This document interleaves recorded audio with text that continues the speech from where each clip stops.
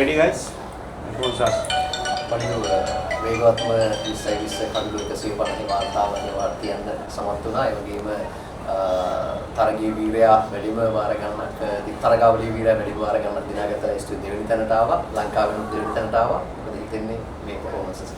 ඔව් ඇත්තටම ගොඩක් සතුටුයි. මුලින්ම යන්න ඕන මට මගේ රට නියෝජනය කරලා මට ඒ දේ අචීව් කරන්න පුළුවන් වුණ එක ගැන ඇත්තටම ක්‍රීඩකයෙක් විදියට ගොඩක් සතුටුයි. රෙකෝඩ්ස් තිබ්බා. හැබැයි රට වෙනුවෙන් මම හිතනවා මට තව තරඟ දිනවන්න පුළුවන් කියලා. ඉතින් මම ඒක ඉස්සරහටත් රට වෙනුවෙන් උපරිමයෙන් කරන්න බලාපොරොත්තු වෙනවා. ඒතරම් අපිට මේ තරඟාවලියට එනකොට අපිට තිබුණේ වර්ල්ඩ් කප් එකට තරඟ 6ක්. ඒකෙන් අපි පළවෙනි තරඟේ පරාජය වුණා. ඉතින් දෙවෙනි තරඟයට වර්ෂාවෙන් බාධා එල්ල වුණා. තුන්වෙනි තරඟයත් ක්‍රීඩා කරනකොට වර්ෂාවෙන් බාධා එල්ල වෙලා ඒ තරඟේ පටන් ගත්තා. ඉතින් අපිට ඕන උනේ කණ්ඩායමක් විදියට විනින් මොමන්ටම් එකක් තියාගෙන යන්න. ඉතින් මම හිතන්නේ ඒක අපි මේ තරඟෙන් පටන් ගත්තා. අපිට තව තරඟ 3ක් විතරක් තියෙන්නේ වර්ල්ඩ් කප් එකට කලින්. ඉතින් අපි බලාපොරොත්තු වෙනවා මේ විදියටම මේ දේම ඊළඟ තරඟ 3ටත් අරන් ගිහිල්ලා ඒ කොන්ෆිඩන්ස් එක අරන් යන්න. මොකද වර්ල්ඩ් කප් එකක් එනකොට අපි බලන්න ඕන කණ්ඩායමක් විදියට එක ප්ලේ කෙනෙක් දෙන්නෙක් නෙවෙයි, ප්ලේයර්ස්ලා ඉන්න 15 දෙනාම ඉන්න 17 දෙනාම ඒ කොන්ෆිඩන්ස් එකේ ඉන්නවද කියන එක වර්ල්ඩ් කප් එකක් වගේ තරඟාවලියකට යනකොට, මේජර් තරඟාවලියකට යනකොට ඉතින්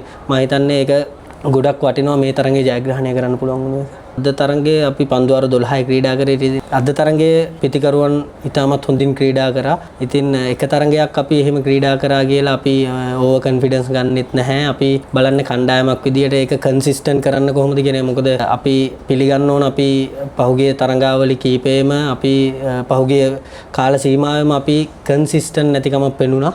අපේ ඩිපාර්ට්මන්ට් තුනෙන්ම මම බැටින් ගැන විතරක් නෙවෙයි කියන්නේ ඩිපාර්ට්මන්ට් තුනෙන්ම. ඉතින් ඒක අපි මං හිතන්නේ හදාගමින් ඉන්නවා. ඉතින් අපි ඒක කරන්න ඕන, අපි ඉක්මනට ඒක හදා ගන්න ඕන. මොකද අපිට මං ඉස්සරින් කිව්වා වගේ වර්ල්ඩ් කප් එකක් වගේ මේජර් තරඟාවලියකට යනකොට අපිට මිස්ටේක්ස් කරන්න පුළුවන් ප්‍රමාණය අපි අඩු කරගන්න ඕන අපිට තරඟ ජයග්‍රහණය කරන්න. ඉතින් මම හිතන්නේ මේ ජයග්‍රහණයෙන් එන කොන්ෆිඩන්ස් එකත් තරම් ඉතින් ඊළඟ තරඟ 3 හොඳ තරඟ 3ක් තියෙන්නේ එංගලන්තය එක්ක. ඉතින් මම හිතන්නේ ඒක අපි හොඳින් ක්‍රීඩා කරොත් අපිට ඒ කොන්ෆිඩන්ස් එක අරගෙන අපි වර්ල්ඩ් කප් එකට යන්න පුළුවන්. අපි දන්නවා මේ කන්ඩිෂන්ස් කොහොමද වෙන්නේ කියලා. ඉතින් අපි පොඩි කාලේ ඉඳලා ක්‍රිකට් ගහලා තියෙන මේ කන්ඩිෂන්ස් වල. ඉතින් අපි ඒ දේ හරියට අපි යූස් කරොත්, කණ්ඩායමක් විදියට යූස් කරොත් සහ ඒ අපිට හරියන කන්ඩිෂන්ස් අපිට ලැබුණොත් මම හිතන්නේ වර්ල්ඩ් කප් එකට අපිට ලොකු දෙයක් කරන්න පුළුවන්. ඉතින් මම හිතන්නේ කණ්ඩායමත් ස්ථාවර වුණොත් ඒ ප්ලේයර්ස්ලත් එයාලගේ රෝල්ස් හරියට අඳුරගෙන එයාලගේ ජොබ් එක ප්ලේයර් ටු ප්ලේයර් කරොත් මම හිතන්නේ ඇත්තටම අපිට හොඳ කණ්ඩායමක් ඉන්න. ඉතින් අපිට හොඳ තරඟාවලියක් ක්‍රීඩා කරන්න පුළුවන්. සුඛානද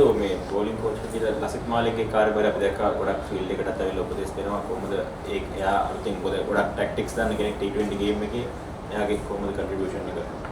ඔව් ඇත්තටම ඒක ගොඩක් වටිනවා. මොකද අපි හැමෝම දන්නවා මාලි අයියා මොනවාද මේ රට වෙනුවෙන් කරලා තියෙන්නේ සහ එයාගේ එක්ස්පීරියන්ස් එක මොන වගේද කියලා. ඉතින් මෑත කාලේ රිටයර් වෙච්ච ක්‍රීඩකයෙක් විදියට එයා මේ ගේම් එක ගොඩක් ප්ලේ කරලා තියෙන ක්‍රීඩකයෙක් විදියට එයා රට වෙනුවෙන්ද ලීග්ස් වලද ඒ වගේම දැන් ලීග්ස් වල කෝච් කරනවා. ඉතින් මම හිතන්නේ එක්ස්පීරියන්ස් එක ගොඩක් වටිනවා. ඉතින් අපි කලින් කිව්වා වගේ අපි හැම කෙනාගේම එක්ස්පීරියන්ස් එක මම හිතන්නේ හරි විදියට යූස් කරොත් මම හිතන්නේ අපිට ඉස්සරහ තරඟ හොඳින් ක්‍රීඩා කරන්න හැකියාව ලැබෙනවා. පරිදු ඉස්සර ඔයා ගොඩක් බෝල් කරේ, විකට් බෝල් කරේ.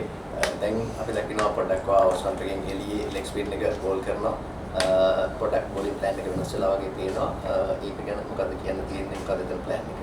එහෙම නෑ. ඇත්තටම මට සතුටුයි. මම දන්නවා මට එළියට බෝල් කරන්න පුළුවන් කියලා. මොකද මම වැඩිපුර පහුගිය කාලෙම එහෙම බෝල් කරලා නෑ. ඉතින් මම බෝල් කරා මීට කලින් තරඟවලත් මම ඒක try කරා. ඉස්සරහට බලාපොරොත්තු වෙනවා. මොකද මේ ලේසි නෑ මේ ක්‍රිකට් එකේ එකම විදියට බෝල් කරන්න. ඉතින් ඒකත් ඉම්ප්‍රූව් කරගෙන යන්න ඉස්සරහට යනකොට ඒක මොකද සමහර වෙලාවට ටීම් එකේ කම්බිනේෂන් ඒ සිටුේෂන් එක මට ඒ දේ කරන්න වෙයි කියලා.